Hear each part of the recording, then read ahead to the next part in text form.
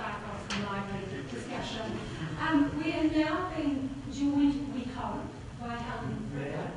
Yes, so hopefully in this time we won't have this problem. It won't be called the internet anyway. No.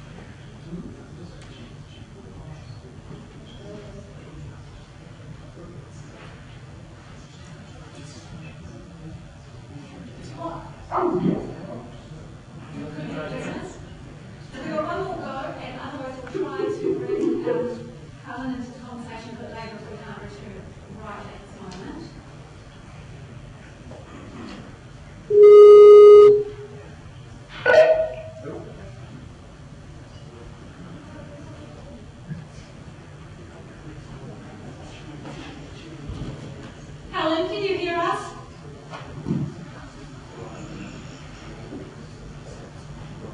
Technology. We can hear you, but we can't see you. So,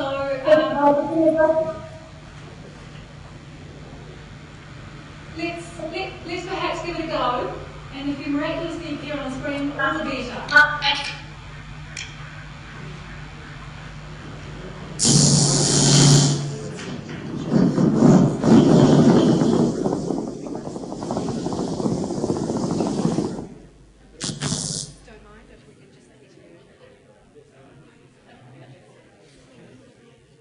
So this will make things easier. Are you still with us, Helen?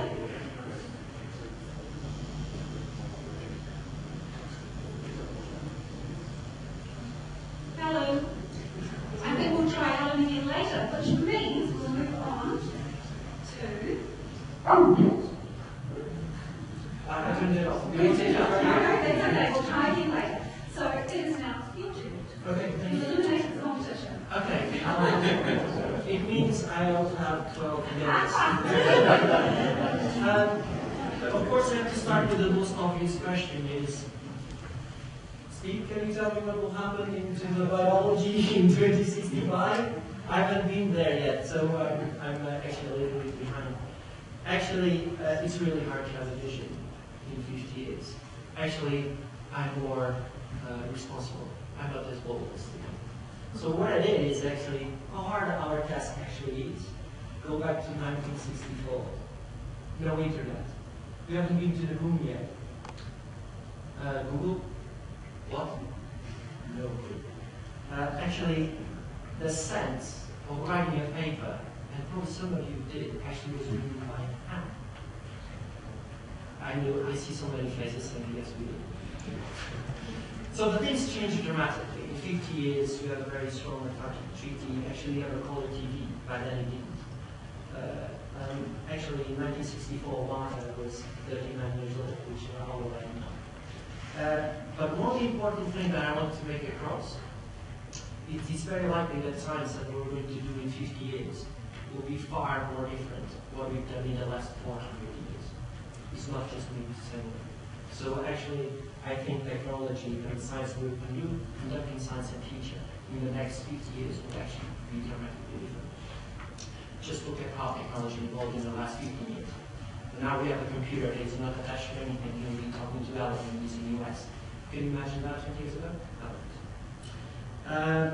So I think we are living in an era that is actually quite exciting. And I have to be humble from the marine perspective. We still know very little about the Southern Ocean, how we will cope with the major changes that we're facing. There's a huge background in terms of biology that actually makes the Southern Ocean quite changeable. We've been whaling where a huge impact, human impact for the last 200 years in terms of whaling and something that, that sense of equilibrium inside the ocean can be quite problematic. But we can get that huge advantage most recently. But it's just to tell you that from a marine perspective, we have to be conservative.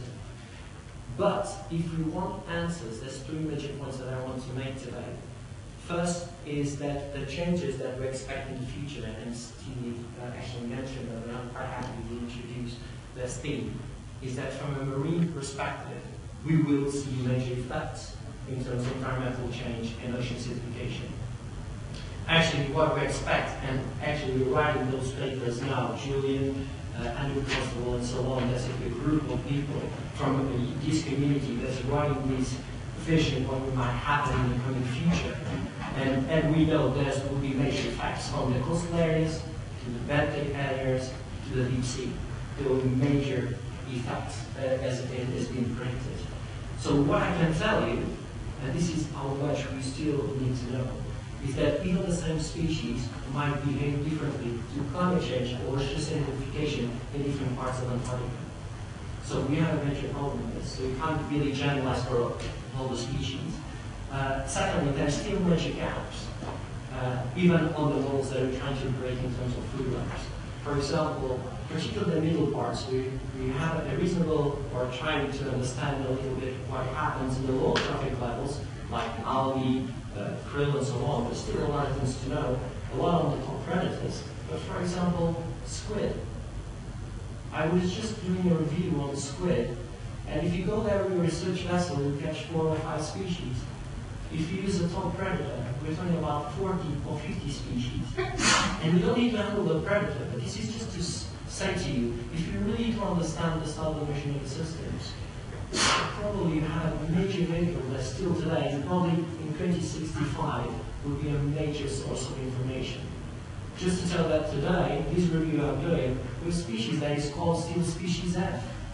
And the major crucial link between the deep sea and the surface, and a major link on the mid-water food webs. So we still don't know nothing about it. Finally, there's from the impacts of ice, we do expect that top predators, particularly ice-related, for example, top predators like penguins, the emperors, and the stream traps, we have evidence they will be affected in the future.